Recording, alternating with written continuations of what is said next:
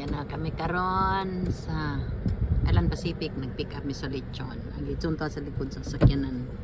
Karon si Papi na po na magdala sa sakyanan. Paingon sa birthday ni Libo. Paingon sa birthday ni MG. Oh my goodness. Be careful. Kailangan siguro tayo mag-ano, Papi. Mag-gas. Tingnan mo ang gas. Kaya pa ba? Siguro doon tayo dadaan sa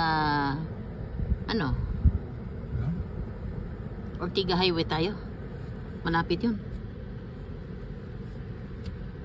Kaya kita?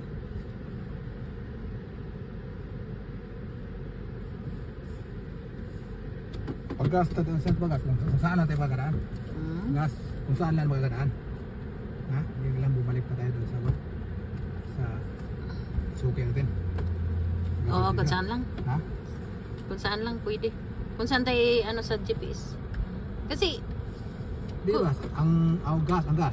Ha? In 1.3 miles, turn left onto Palma Road. Di GPS lang kami kasi hindi naman malalayo ito. Kailangan mag-GPS, malayo to eh. Mga ilang oras kaya? 1 hour? Turn right onto De Portola Road, then make a U-turn at Campanula Way. Mga ilang ano pa? Ang takbo natin. Isang oras ba? Arrive tayo 12:40. Oo, tingnan mo dyan. 12:40, arrive. 12:40, anong oras na ba ngayon? 11:18. Make a U-turn at Campanula Way. Isang oras may git. Oh. May git isang oras. Siguro pantay. Okay. Pagkatapos in about 2 miles at the roundabout, take the second exit onto La Paz Road. Lapas na pagkaya? Saan tayo dadaan? Papuntang doon. Doon sa north. North tayo daanin. North. 15 north. 15 dito. North. 15 north tayo. Ito ang nag-aawa namin pagka hindi namin alam kung kailangan gagamit kami ng GPS sa cellphone lang. Sa GPS na lang kami. Cellphone. Kasi buti na lang high-tech na ngayon, kahit anong saan ka magarating basta may address lang kaya mo mabutin, kaya mo puntahan dahil sa GPS. Ayan. kahit punta ka pa ng Mars.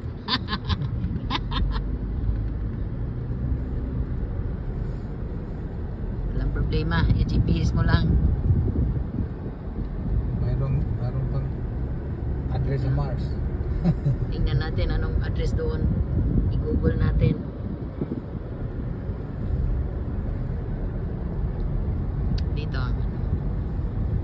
Dito ang lugar ng tinitirahan namin. Ayan, malaki yung mga bundok. May bundok. Yan. In 1 mile, at the roundabout, take the second exit onto La Paz Road. Dito kasi yung mga bundok dito parang Balikin tayo sa lapas na mag-turnabout tayo. Ibicula Parkway naman. Oh yeah. Mas malapit pala dyan. Bakit dito? Mas malapit. Pwede naman tayong dumitso doon sa Rancho. Wag, kasi dito tayo dadaan hindi tayo magano north tayo di lalo tayong lalayo pag Rancho California tayo. Hindi. Ano doon? South dito. Bakit mag-north ba? Sundan natin. South ata. Sundan natin. Susundan lang.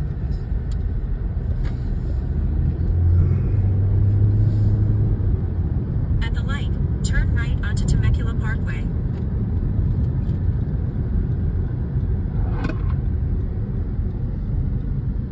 Temecula Parkway.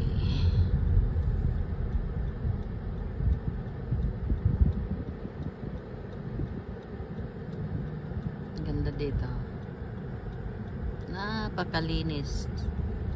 Napakalinis ng lugar. Ayan. Makita ang basura-basura.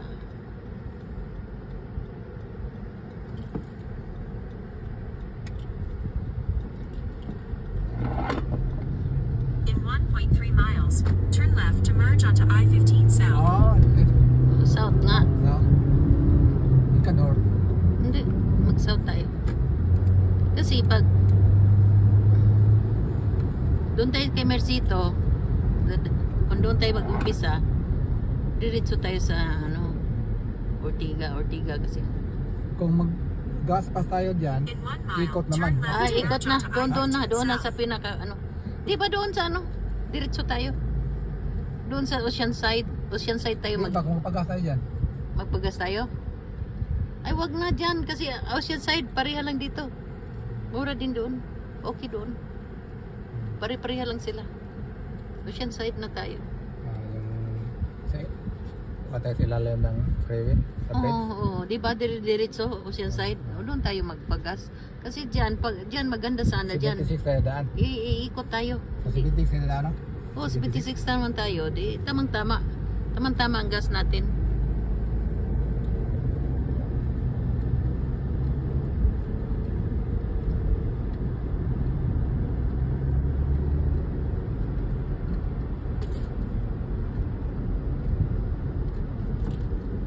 Gutom na ko na.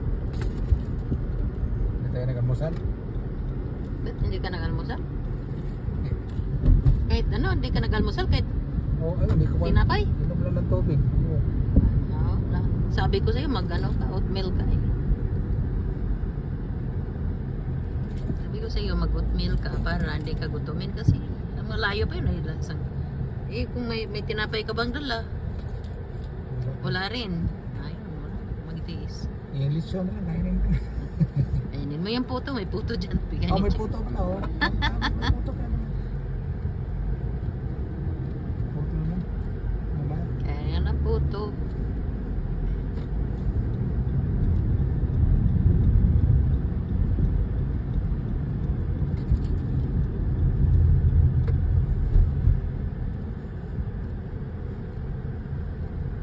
Marami yan. Kadalasan dito, mag-RV ang tao dito. Bahay yan. Bahay. RV. Kahit saan ka magpunta, may mga yan, may kwarto, may kusina, may banyo. Ang sasakyan na ito, laki-laki. RV.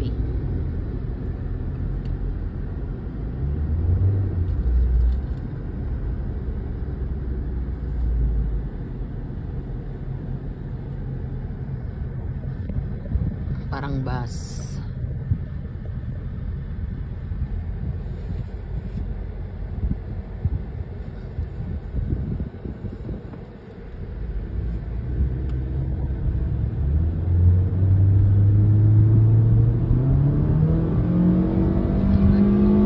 Go past this light. Then at the next one, turn left. At the light, use the left 2 lanes to merge onto I-15 South. Laki ng flag ng Amerika. Oh. Parang building. Turn left. Tingnan mo, parang building. Super laki. Napasok na kami ngayon sa freeway. Pasok na kami sa freeway. Mabilisan na dito. Meron nitong carpool. Tawag carpool. Ito, carpool. Ito, May diamond. may diamond. Pag traffic, at saka dalawa ang sakay. Dalawa kayo sa isa sasakyan. Pwede ka dyan dumaan. Yung may mga sign na yun. Pero pag ikaw lang mag-isa, wag kang dumaan. Freeway na to. In about 10 Penalty ka ng miles, take 200. exit 46 onto CA-76 toward Oceanside.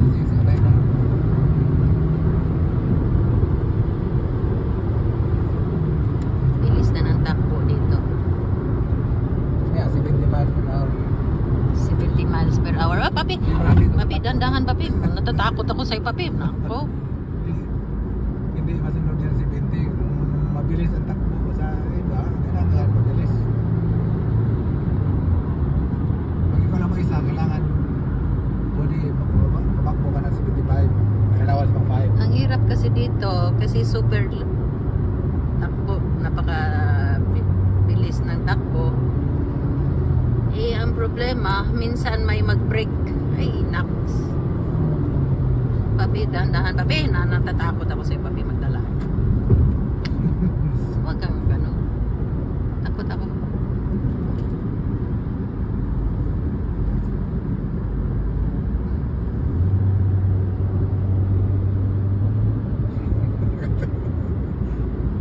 Yan o. Yun ang bundok ko. Laki ng mga bato. Freeway to. Ayan. Makita nyo?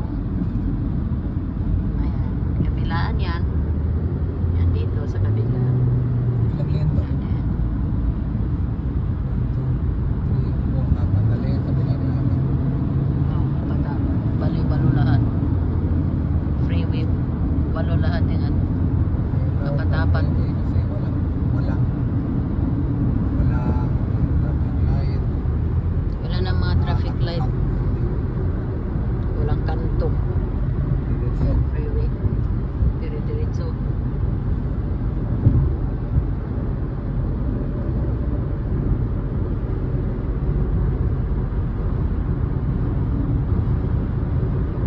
Yan oh.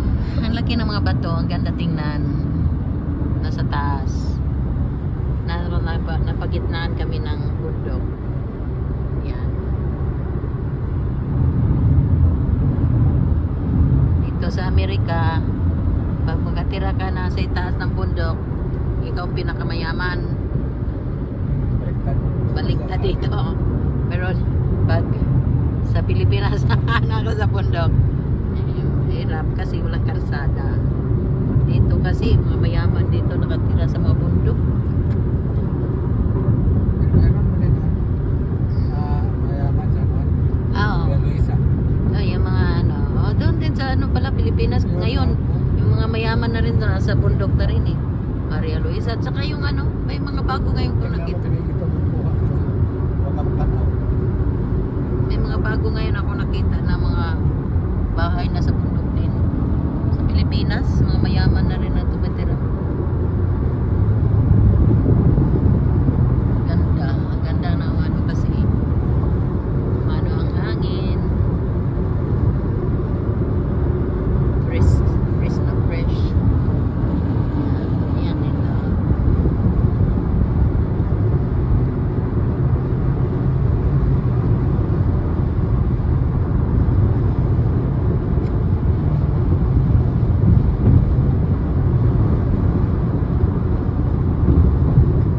Kasi dito sa ano eh, sa California, daming mga ano ganito. Ganito. Ayan, dito sa California. Pag magpunta ka naman ng Florida, naku, wala kang makitang bundok. Napaka-flat ng lugar. Ay, Langit makita. parang langit, parang dagat. Talaga. Saka ano, marami silang tubig. Marami silang tubig doon. Makita mo may mga buhaya na maliit. Alligator. Doon, marami doon. Ganda doon din. Pero wala kang makitang bundok. Sa California, puro bundok. May mga kahoy yan, tingnan mo para may mga kahoy pero sa ilalim yun may tubig. Doon sa ano, doon sa Florida. Pag dating ng gabi, panggabi alas 6 ng magagabi na, ang daming lamok. Di ba diba parang Pinas din? Parang Pilipinas.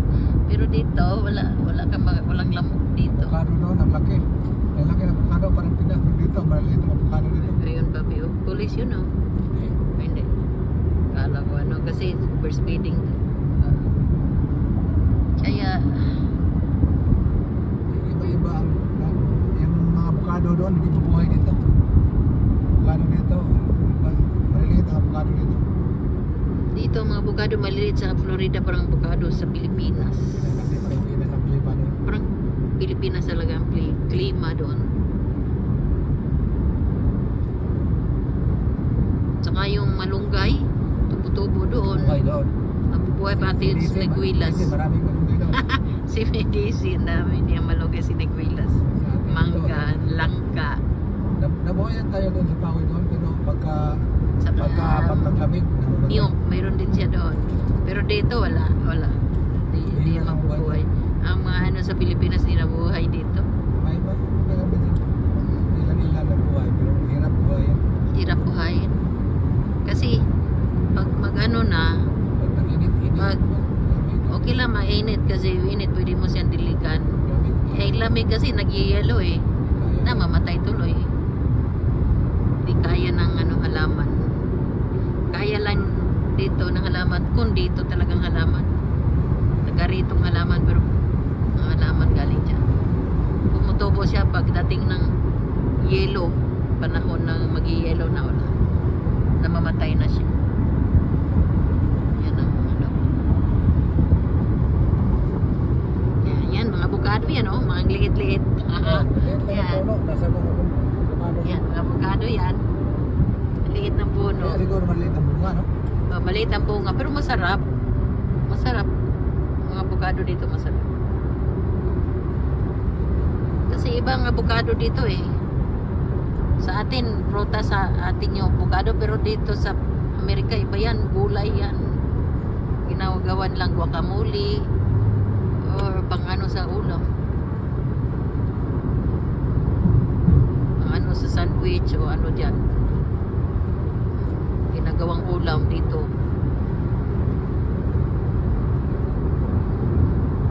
Ayan. Maraming avocado dito. Pakita ko sa inyo ang ano, ang plantation ng avocado dito mamaya-maya. In 2 miles, take exit 46 onto CA 76 toward Oceanside. Toward Oceanside.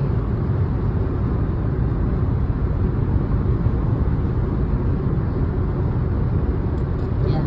Ginagamit na yan kahit tagal na kami dito. Hindi kaya. Masa ulong iba sa dati lugar dito kaya mag-GPS lang kami. Pero saka isa rin yung makatulong GPS kasi malalaman mo pag may traffic. Ganda kasi pag ano eh, pag may GPS kasi sabihin oh, traffic dyan, May aksidente. kailangan mag-ano, Magre-route. mag-exit ka doon, magre-route tayo.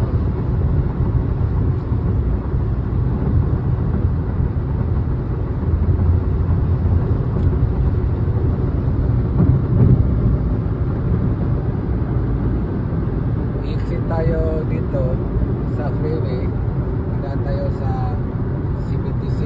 Yan 76. Mayroon ng mga traffic Use the light right lane doon. to take exit 46 onto CA 76 toward Oceanside. Oo. 76, ano na yan, din na yan freeway. Pero, kasi lilipat tayo sa iba. Lipat tayo na ibang freeway. Yung sa 5 naman. Ibang freeway na naman 5 mamaya. freeway. Ito 15 freeway. Ito 15 freeway, ito mamaya. Take the exit.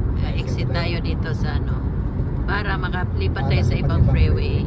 Yung 15. 5 na. 5. Ito 15. 15 freeway Lipat tayo ito. sa 5 freeway. Papuntang ano naman, north. Papuntang Kasi north. Yung freeway yan ang At the light, use the right two South. lanes to turn onto CA 76 toward Bonsall.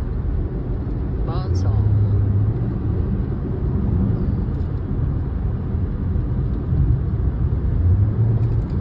Turn right.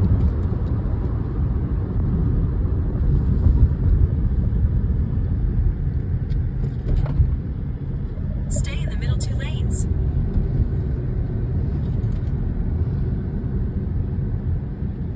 For about 17 miles, continue straight. 17 miles itong kuha natin. Tatakbo pa kami ng 17 miles bago kami Bago tayo sa freeway. makapunta sa ibang freeway. 5 freeway. Maraming ano. Ano yung binibinta? Yung mga sombrero yan. Trump kasi nakalagay eh. Ayun doon. Mga nagbibinta ng sombrero ata yun. Pero, puro Trump lang kasi yung ano eh, pangalan ng sombrero. Trump.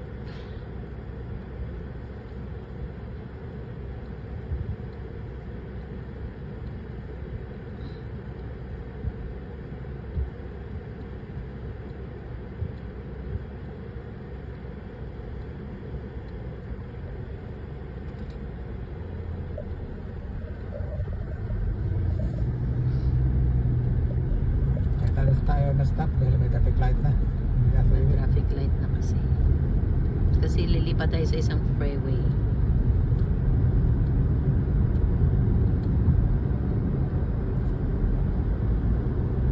Ito ang buhay dito. Kailangan mo talagang mag-drive kasi pag hindi ka mag-drive, mahirap dito. Tingnan mo, Walang pasahero dito, di gaya sa atin. May mga bus. Dito may bus din pero oras-oras.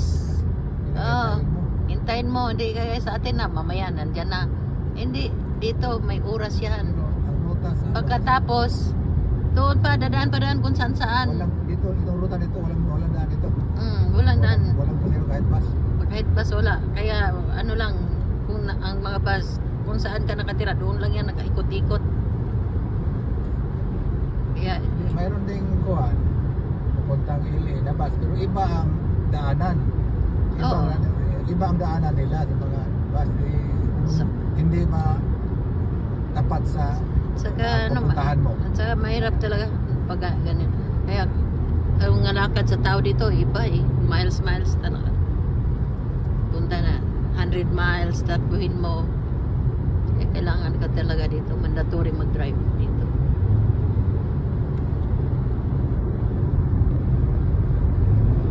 Doon pa ako sa Pilipinas, di ako marunong mag-drive kasi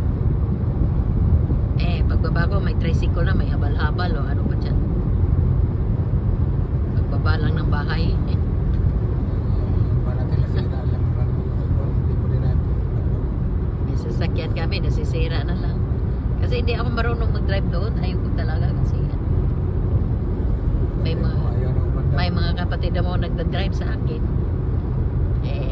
Ngayon, pagdating dito, wala. Ikaw, sarili mong ano,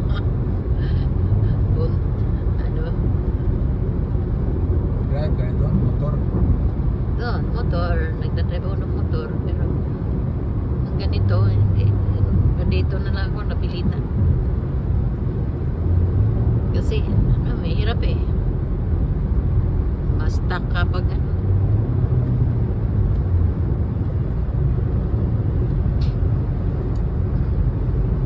Sana dito, ang mga sasakyan dito, dali lang makuha. Dali lang bilhin, kaya bilhin sa tao. Kaya, yun. Pilitan ka talaga mag-drive.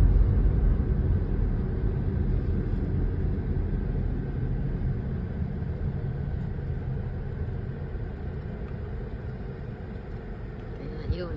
Yan ang buhay. Wither lang. Wither. Ang buhay.